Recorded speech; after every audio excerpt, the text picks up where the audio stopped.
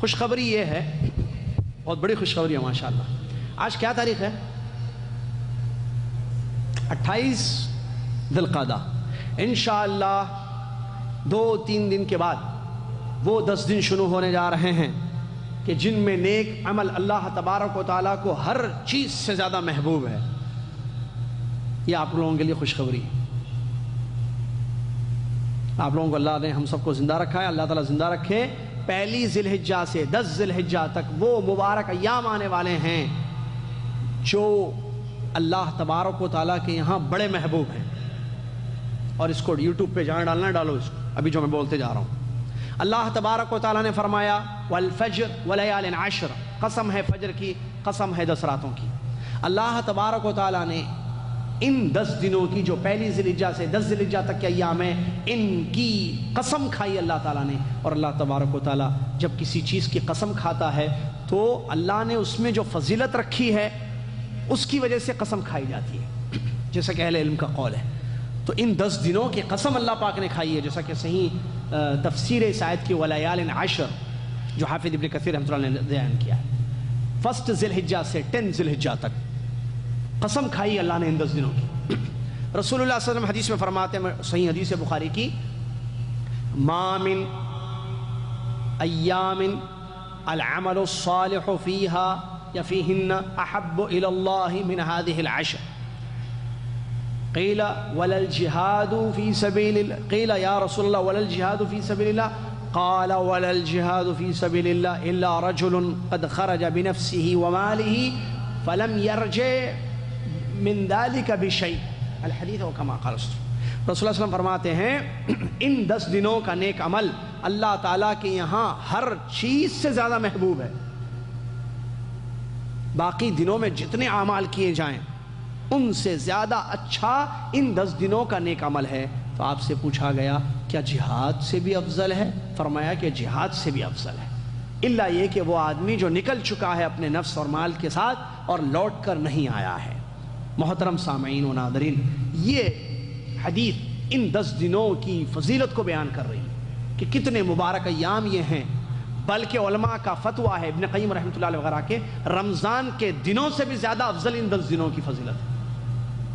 بلکہ آخری عشرہ ہے نا رمضان کا، ان کے جو دن ہیں، ایک ہوتا دن ایک ہوتا رات، تو ان دنوں سے بھی افضل ان 10 دن ذی الحجہ کے دن ہیں.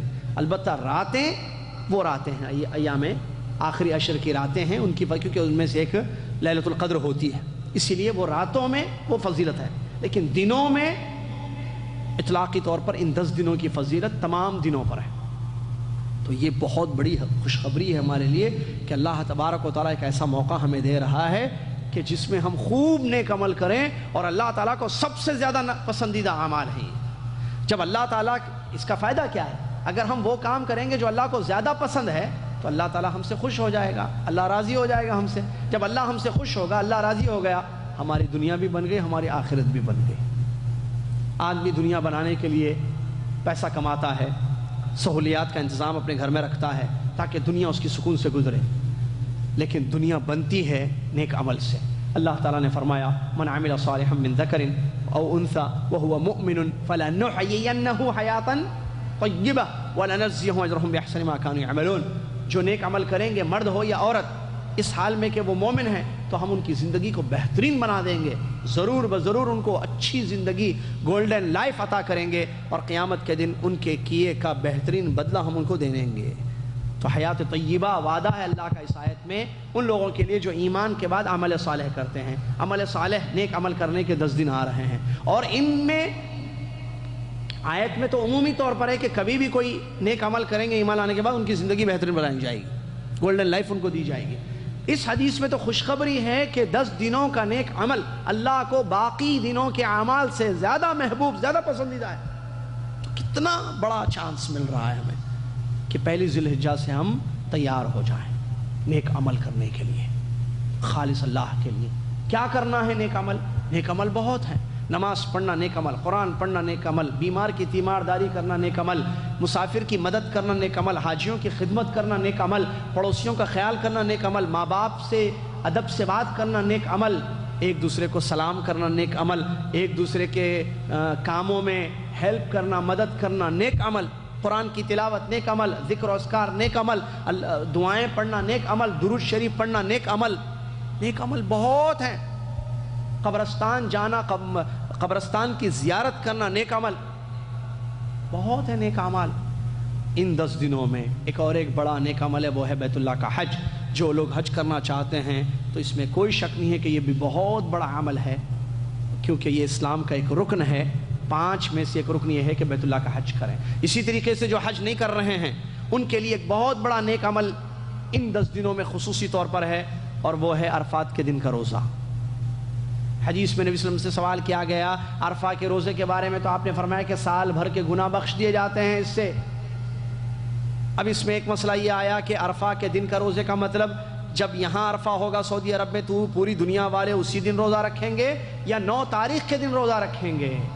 سوال جواب دوسرا صحیح ہے، 9 تاریخ کے، یہی علماء کا فتویٰ ہے کہ 9 تاریخ کے دن روزہ رکھیں گے، اس لیے کہ حدیثیں جو آئی ہیں اس میں 2 الفاظ ہیں، ایک یوم عرفہ ہے اور یوم التاسع ہے۔ ایک حدیث میں ایک حدیث میں یہ ہے کہ عرفہ کا دن، اور ایک حدیث میں ہے کہ 9 تاریخ۔ تو اگر ہم عرفہ کا دن مراد لے کر ساری دنیا میں جب یہاں عرفہ کا دن ہوگا اس دن روزہ رکھیں گے، تو دوسری روایت میں 9 تاریخ کا جو لفظ آیا تو 9 تاریخ تو نہیں ہوئی آپ کے پاس، تب آپ کیسے روزہ رکھ رہے ہیں؟ اسی لیے علماء نے یہ فتویٰ دیا ہے کہ آپ اپنے ملکوں میں جب 9 تاریخ ہوگی اسی دن آپ عرفہ کا روزہ رکھیں گے۔ یہ بہت بڑا عمل ہے، اس سے سال بھر کے گناہ معاف ہو جاتے ہیں، اور یہ 10 دنوں میں سے ایک دن کا عمل ہے۔ اسی طریقے سے 10 ذی الحجہ کے دن جانوروں کی قربانی دینا ان لوگوں کے لیے جو حج نہیں کرنا چاہتے ہیں، اضحیہ جس کو کہتے ہیں، عید کی قربانی، یہ بھی بہت بڑا نیک عمل ہے۔ اور یہاں مسئلہ بتا دوں، جو آدمی عید کی قربانی دینا چاہتا ہے، جیسے آپ پاکستان میں، انڈیا میں، یا آپ یہاں جدہ میں، تو آپ 1 تاریخ سے قربانی دینے تک 10 تاریخ تک اپنے بال اور ناخنوں کو نہ نکالیں۔ کیا آپ کے بیوی بچے بھی اس میں شامل ہیں؟ نہیں۔ آپ من اراد ان یضحی، جو اضحیہ کرنے کا ارادہ کرتا ہے، جو قربانی عید کی دینا چاہتا ہے 10 تاریخ کے دن عید کی قربانی، تو اس کے لیے چاند دیکھنے، ذی الحجہ کے چاند سے لے کر آخری تک، کب تک؟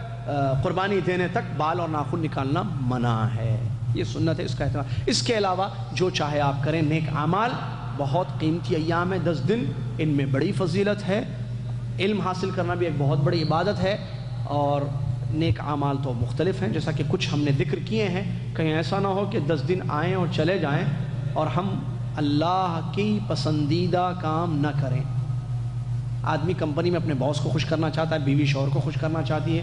بعض ایسے بھی شوہر دنیا میں ہیں، آپ کو شاید تعجب ہوگا، جو بیویوں کی خوشی کے پیچھے دوڑتے رہتے ہیں ہمیشہ۔ تو یہ جو اپنے ساتھیوں کو، اپنے سے بڑوں کو خوش کرنے کا ہوتا ہے، کیوں؟ بڑا خوش ہو جائے گا، باس خوش ہو جائے گا، مسئلے حل ہو جائیں گے، ہمارے کمپنی کا مینیجر خوش ہو جائے گا، سیلری بڑھ جائے گی۔ تو آدمی جو ہے اس کے لیے خوش کرنے کی کوشش کرتا ہے، اپنے بڑے کو، اپنے مینیجر کو، اپنے باس کو، اپنے ذمہ دار کو۔ اللہ تبارک و تعالیٰ سب سے بڑا ہے۔ اذان میں مؤذن صاحب ہمیشہ آپ کو یاد دلاتے رہتے ہیں، لیکن شاید الفاظ پر کبھی غور نہیں کیا۔ اللہ اکبر، اللہ اکبر، اللہ اکبر، اللہ اکبر، کتنی مرتبہ سنے بچپن سے؟ اللہ سب سے بڑا ہے، اللہ سب سے بڑا ہے، تو اللہ سے بڑھ کر کوئی نہیں ہے۔ جب رب کو ہم نے خوش کر دیا تو پھر دنیا بھی ہماری سنور گئی، آخرت بھی ہماری بن گئی۔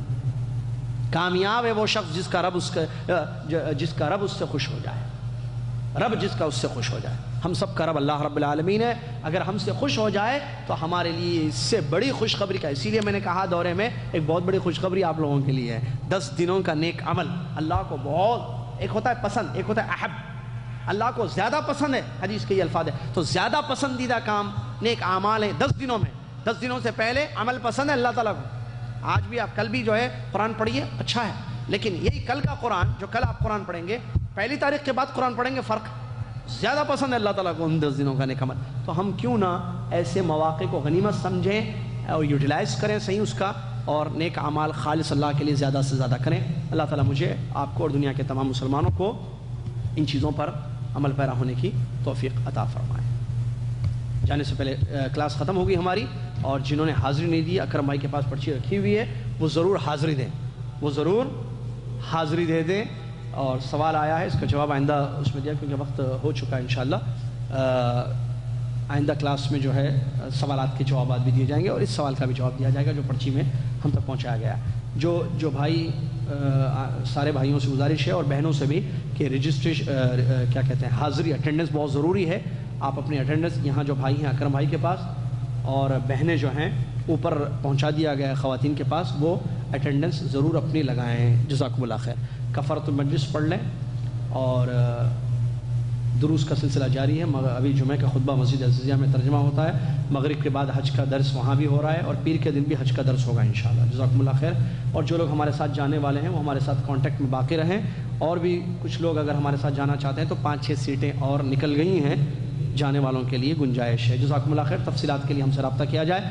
جزاکم اللہ خیر. جانے سے پہلے کفارۃ المجلس پڑھ لیں. سبحانک اللہم و بحمدک اشہد ان لا الہ الا انت استغفرک و اتوب الیک.